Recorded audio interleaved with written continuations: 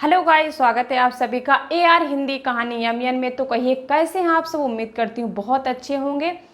तो आज का वीडियो हमारा है कि हर पति ये सोचता है कि हमारी पत्नी के अंदर कौन कौन से गुण होने चाहिए और वो क्या है गुण मैं आप लोगों के साथ में शेयर करूंगी। तो बने रहिए हमारे साथ हमारे चैनल पर। अगर आपको हमारा वीडियो पसंद आता है तो आप लोग चैनल को सब्सक्राइब करके बेल आइकन को प्रेस करिएगा ताकि आने वाली हर नई नोटिफिकेशन सबसे पहले पहुंचे आप लोगों के पास।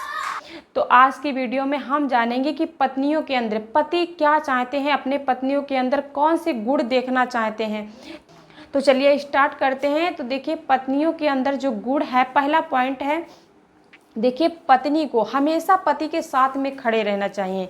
चाहे वो दुख हो चाहे वो सुख हो, कितनी भी कोई समस्या है तो पत्नी को हमेशा पति का जो है साथ देना चाहिए, कदम से कदम मिलाकर चलना चाहिए, हमेशा हिम्मत देनी चाहिए पति। अगर किसी भी कारण से अगर पति आपका कमज़ोर है या किसी भी समस्या से आप परेशान हैं पति आपका, तो हमेशा पति का साथ दें।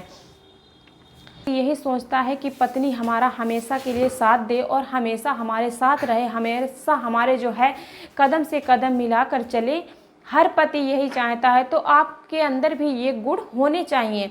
दूसरा पॉइंट क्या है कि देखिए कुछ पत्नियां ऐसी हैं कि बहुत ज़्यादा आलस उनमें होता है। तो आपको इतना भी आलस नहीं करना है, जहाँ चाहें वहाँ वैसे सो गए, चाहे जितना सो रहे हैं। अब देखिए जो हमारा जीवन चल रहा है वैसे चलने दीजिए, इस प्रकार से हम रहेंगे तो उसी प्रकार से हमको चलने दीजिए। ये सब जो है चीज़ें आपको बिल्कुल भी त्याग देनी है। आलस जो है बहुत बेकार चीज़ है, ये जो है घर को एकदम बिल्कुल बर्बाद करके रख देता है। कभी भी हमारे जो है घर को कभी भी स्वर्ग नहीं बनने देता है। तो इस तरह से आपको आलस्य को त्यागना है। अगर आप इतना आलस करेंगी तो पति की समस्या में आप कैसे खड़ी हो पाएंगी। खुद ही आलस इतना करेंगी, दोपहर तक सोएंगे या पति के अंदर कोई भी कमजोरी है या कुछ भी है, पति के साथ में आप नहीं खड़ी होंगी, ऐसी कंडीशन में जो है आपका बिल्कुल जो घर है बिल्कुल बर्बाद हो जाएगा। आप जितना आलस करेंगी उतना ही आपके घर में समस्याएं बढ़ेंगी। तो आपको इतना याद रखना है कि पति के लिए कभी भी आलस नहीं करना है। कितना भी आप हारे थकी हैं, अगर पति के लिए अगर पति ने कुछ भी मांग दिया उस टाइम या रात में कुछ भी मांग दिया या किसी चीज़ की ज़रूरत पड़ गई, तो आपको तुरंत वहाँ पर आपको पति का साथ देना चाहिए ना, आपको याद रखना है। और अब तीसरा पॉइंट क्या है, देखिए हम बहुत ज़्यादा हर भगवान की पूजा करते हैं, हर मंदिर में जाते हैं, कहीं तीर्थ स्थल वहाँ पर भी जाते हैं, स्नान दान करते हैं।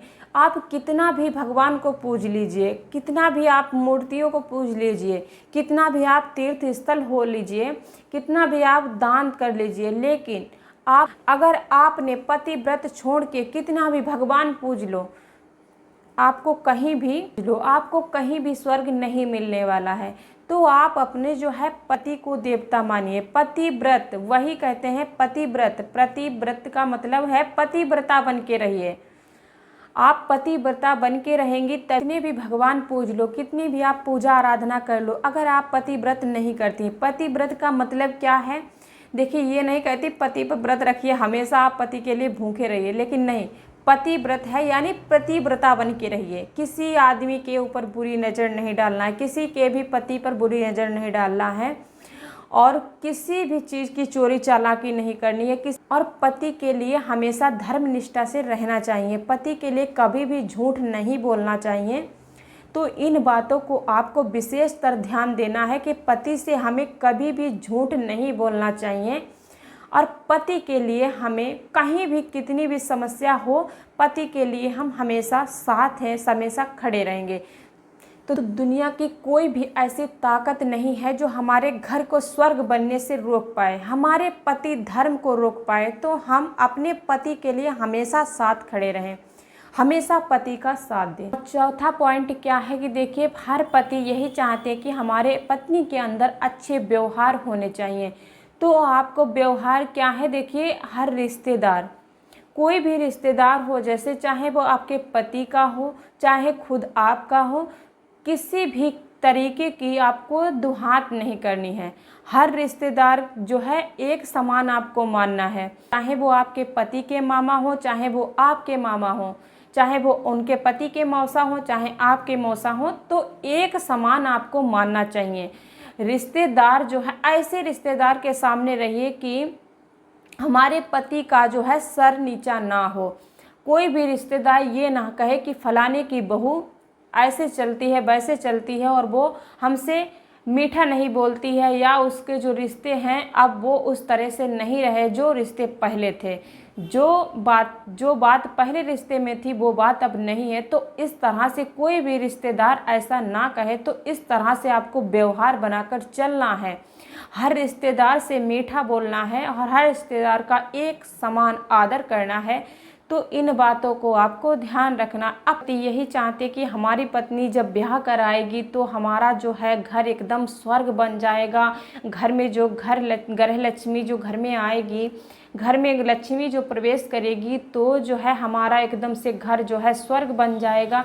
तो उसी गुणों से आपको रहना है, वही गुण जो है आपको अपनाने हैं कि कौन से नियम करने चाहिए, कैसे जो है हमारे घर को स्वर्ग अपने बनाए, क्या क्या नियम फॉलो करने पड़ते हैं। देखिए, घर को एकदम साफ सुथरा रखना, बहुत अच्छे से रखना। नहीं है कि आपके अंदर बहुत आते ही आते आपको ससुराल में बहुत ज़्यादा आलस हो गया कि मायके में तो हमारी मम्मी बहन करती थी और हम यहाँ पे इतना काम होता नहीं है। तो देखिए, यहाँ पर आपका ससुराल है, आपको ही अपना जो है घर क्लीन करके रखना है। तो आपको विशेष तौर पर साफ सफाई का ध्यान देना है। और हर पति यही चाहता है कि हमारी पत्नी जो है साफ सुथरा घर को रखे, एकदम स्वर्ग बना दे, चमका दे घर को।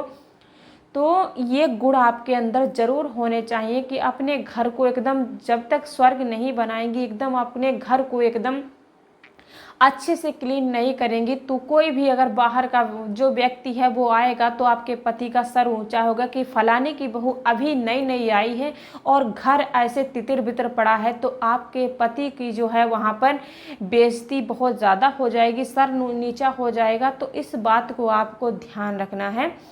तो आज की वीडियो में इतना ही। पसंद आता है तो हमारे चैनल को सब्सक्राइब करके बेल आइकन को प्रेस करिएगा, ताकि आने वाली हर नई नोटिफिकेशन सबसे पहले पहुंचे आप लोगों के पास। तो बने रहिए हमारे साथ हमारे चैनल पर। तो आज की वीडियो इतना ही। Bye bye.